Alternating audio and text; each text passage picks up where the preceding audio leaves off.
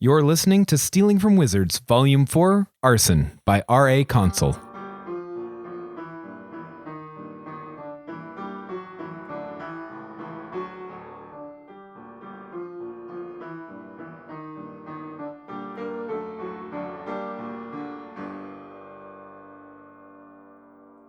Chapter 18.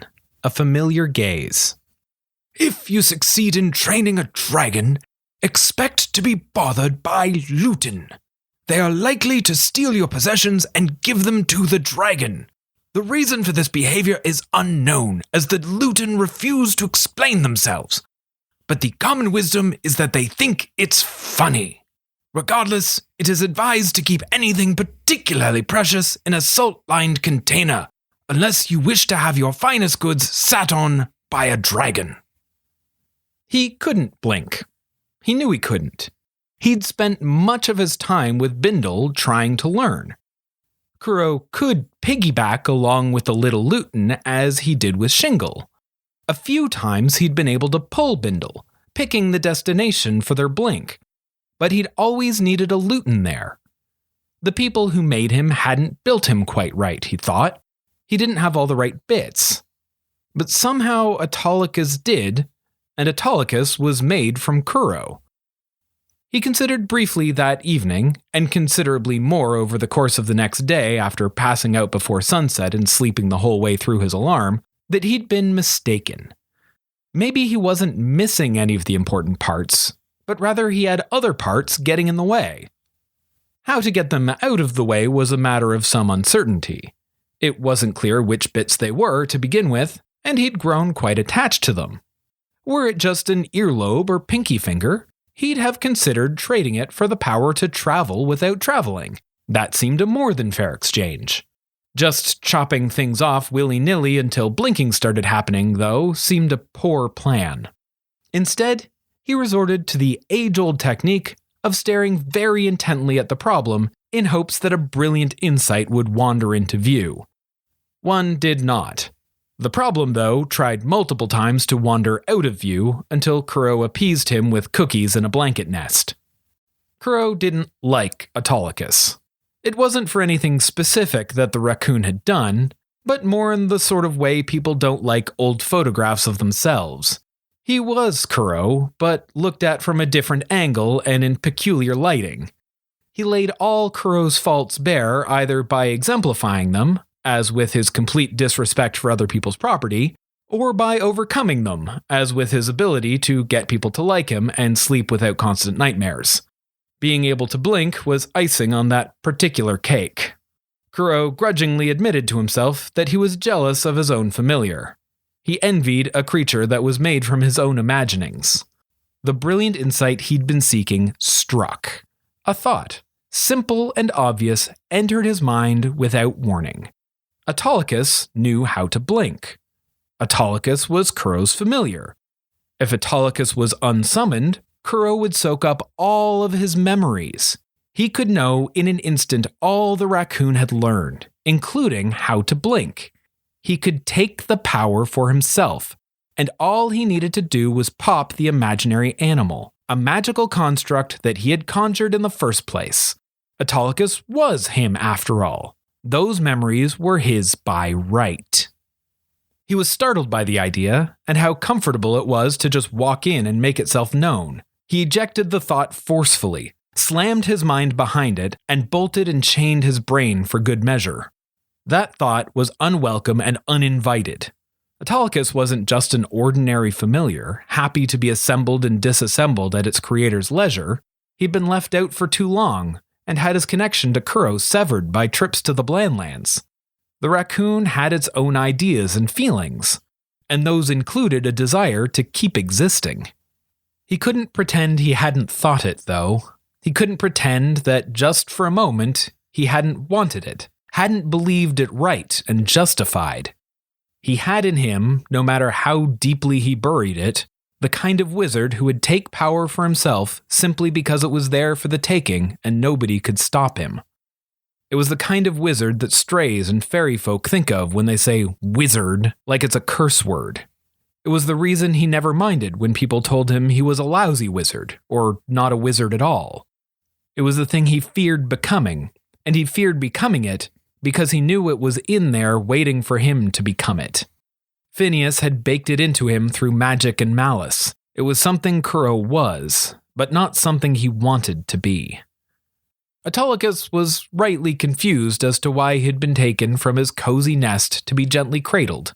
Kuro didn't explain to the animal why he suddenly deserved head pats and ear scritches, nor could the raccoon hear the apologies in his creator's head for thinking horrible thoughts, or the guilt and shame of it.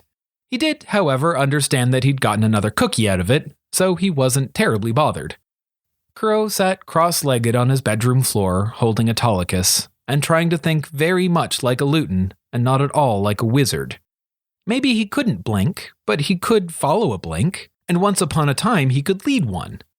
He'd done it a few times with Bindle, and once with Ingot. He could pull a lutin. He hadn't done it since Bindle had left for the dual reason that Kuro was supposed to be anchored, and there hadn't been any lutin conveniently around when he might have really needed to.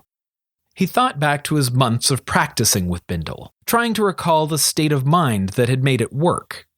He needed to forget about the world around him and just be somewhere else. Somewhere he could remember clearly with every sense. The old graveyard at the edge of winter had been their practicing ground.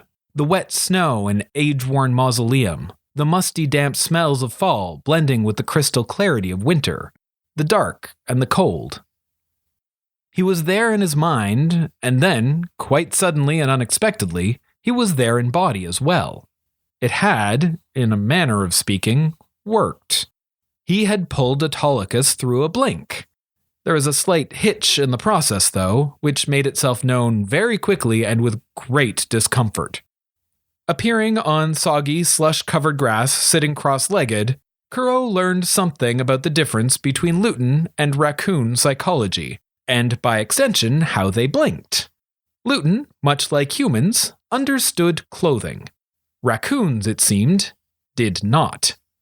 Autolycus had left his little uniform behind in the blink, which was quite natural in a way. What use does a raccoon have for clothes? Unfortunately, piggybacking on the raccoon's power, Kuro's clothes had also been left behind. He was now quite naked in a snowy graveyard at twilight. His only covering was a convincing facsimile of a raccoon who, startled at being pulled out of his coziness, had dug his claws into Kuro's bare thighs. He'd have leapt up to throw off his pointy companion and escape the snowy seat, but he felt eyes on him, and there were certain parts of him he wasn't ready to have anyone else's eyes on. Some relief came when he found the gaze to be coming from quite low down. A human could get that low to the ground, but it would require laying flat in the slush under a fairly dense bush. That did not eliminate, however, the possibility of a familiar. Trotting out through the bush to observe the mad human sitting naked in the snow with a raccoon in his lap was a fox. Of course it was. Had they seen this coming as well? This wasn't one of the foxes he'd seen at the fairy court. They matched the Norns he knew in coloring and temperament. This one didn't. It was a swift fox, he believed. Charlie had once explained about foxes to him, and that all their names were quite silly. Red foxes were orange, silver foxes were gray, and gray foxes weren't. Arctic foxes made sense so long as you had a pretty broad opinion as to what counted as the Arctic, and swift foxes were perfectly well named, except that all other foxes were just as swift. Swift foxes were, as their name failed to imply, a sort of dirty blonde and a bit lanky as far as foxes went. They also had cunning eyes that seemed to peer right through a person. At least this one did. These are the sort of thoughts one has when trying to ignore ice melting around their nethers while hoping a fox would lose interest and wander off. This was probably the new Norn's familiar, he thought. They'd found her. That was wonderful news. Kuro could stop looking. He would have preferred meeting her under different circumstances, though. The fox cocked its head this way and that, as if trying to work out exactly what kind of thing Kuro might be. Kuro hoped it had poor night vision. Charlie hadn't been specific about that, so he could live in optimistic ignorance. He resolved not to ask her to clarify. Well, the eyes of the Norns had seen him appear out of nowhere. That was going to be a problem. Yes, well, it's nice to meet you. Would you mind terribly keeping this a secret? And maybe turning around? The fox acquiesced to providing him privacy, but was unclear about the secrecy. It just bolted into the woods when he spoke. Privacy achieved, Kuro focused on pulling himself and Autolycus back into his room, but quickly discovered he couldn't find the right frame of mind.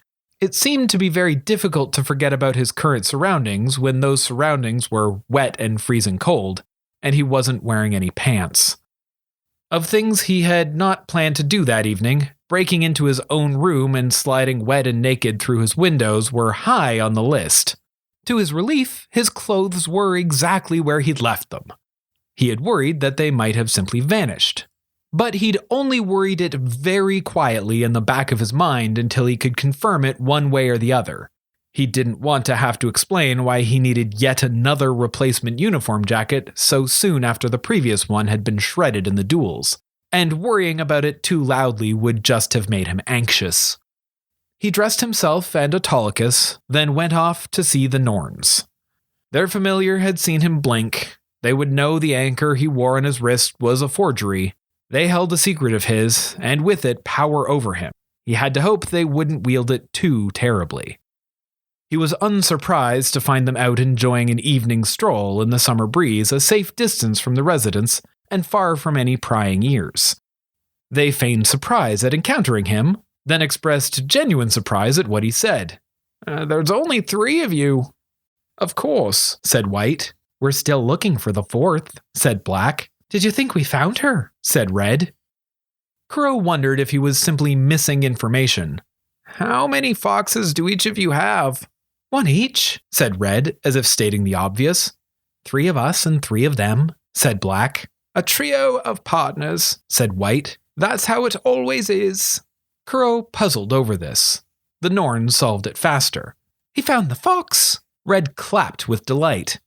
Of course he did, said Black. He goes where people don't. And sees the world through different eyes, added White. Obvious in hindsight. Isn't it always? Said Red, and they all nodded knowingly. So I found the other Norns familiar? Kuro asked. Now worried one of his fellow students had seen him naked in a graveyard, which was somehow worse than if it were a Norn. No, of course not. She's a fox. A real fox. They're our partners. They share themselves with us. We share ourselves with them. They're not familiars. Not like wizard familiars anyway. In a way, they're the original. Wizard familiars are the copy. Kuro must have appeared curious as they continued.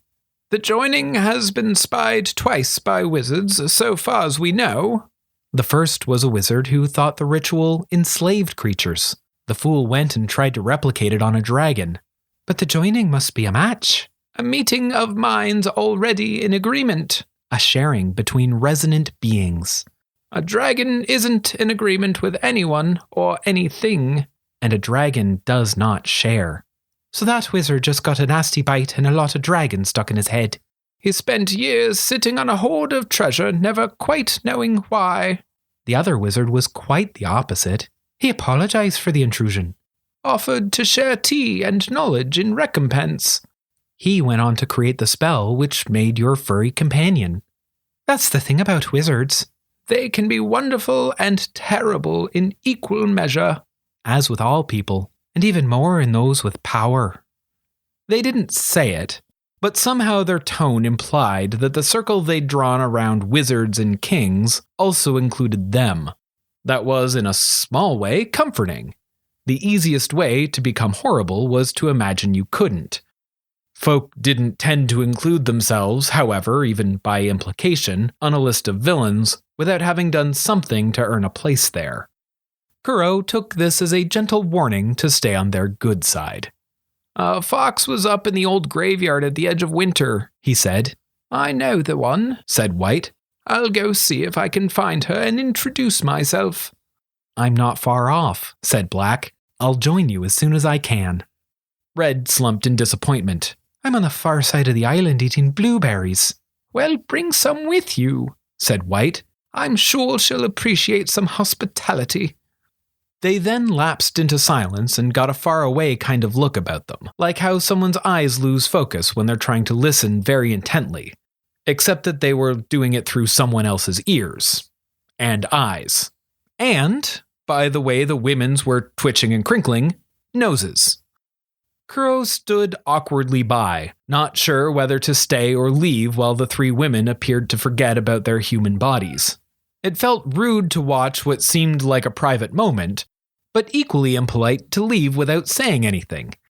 He resolved to act as a lookout in case anyone wandered by and found a trio of tailors staring off into space. A story played out in their expressions, first of focus as they searched, then of an eager enthusiasm as they picked up a trail. After long minutes, Black startled as if she'd come around a corner and bumped into someone. She then engaged in the series of hesitant and unimposing expressions made by anyone trying to get an unfamiliar dog to let them pat its head. The others seemed to have joined her but held back, eagerly waiting but not engaging, not overwhelming their new compatriot. That compatriot must have stepped out into the light because all three women in unison shared expressions of delight, then recognition, followed at last by a look Kuro had witnessed earlier that night, that it was all so terribly obvious in hindsight. Without entirely returning to her senses, White turned in Kuro's general direction and said, "Thank you so much. This is indeed our new sister." "Half of her anyway," said Black, which gives a bit of a clue as to who the other half might be. "You are very good at finding things," said Red. "Amazingly good." That was a matter of practice rather than talent. Finding things was a rather critical part of surviving as a thief and beggar. He found lost things by learning where other people didn't look, and found hidden things by learning where people thought other people didn't look. By that simple standard, the fox had been lost. He wondered which the other half was. For a moment he considered advising them to check in the very back of their sock drawer, but wasn't certain they'd get the joke. Instead, he asked a question to which he didn't fully want the answer. "When you bond with your fox, do you get their memories?" Curious eyebrows raised and distant eyes returned to the summer wood to burrow into Kuro. "Our memories are shared in a manner, but the mind of a fox is not the mind of a human. They remember things quite differently. More in smells and sound, threats and food, the sort of things foxes care about." "Should we inquire as to why?" "Well, the fox caught me." Kuro searched for a phrase that would encourage them not to ask too many more questions without actually lying. Lying wasn't his strong suit to begin with, and lying to Norns was the sort of thing folk wrote books with bad endings about. "At a moment of indiscretion, I came to apologize mostly, because that's not a great way to meet your new member." The sniggering gave him hope that they'd accepted his story. "One sees quite a lot with a dozen eyes." "She'll see more than the indiscretions of students before long, though we do appreciate the consideration." That was not as comforting as they seemed to think it was. Doctors saw a lot of things too, but they didn't usually see them from under a bush in a dark graveyard. Perhaps countless lifetimes of having too many eyes to look from had made them a bit foggy on notions of privacy. They were making moves as though they had business to attend to elsewhere, and Kuro breathed a sigh of relief that his secret was still safe. "Good night, Kuro," said Red with a bit of giddiness. She seemed excited to have a new member, to no longer be the youngest. "Thanks again." "It's always a pleasure to see you," added Black, with a kind of genuine warmth that made Kuro think the Norn meant it. White gave him the slightest of bows, as if to echo her compatriot's farewells in a gesture, and then, with a sly, foxy smirk, said, "And best of luck learning to blink." Thank you for listening to Stealing from Wizards. If you liked our show, please consider rating or reviewing on iTunes. If you want to support this podcast or just can't wait for the next chapter, the full book is available on Amazon, Kobo, and Indigo. Our theme music was written by Camille Saint-Saëns, transcribed by Franz Liszt, performed by Rebecca Verdun, and used with permission. This episode was produced by Jim Tigwell.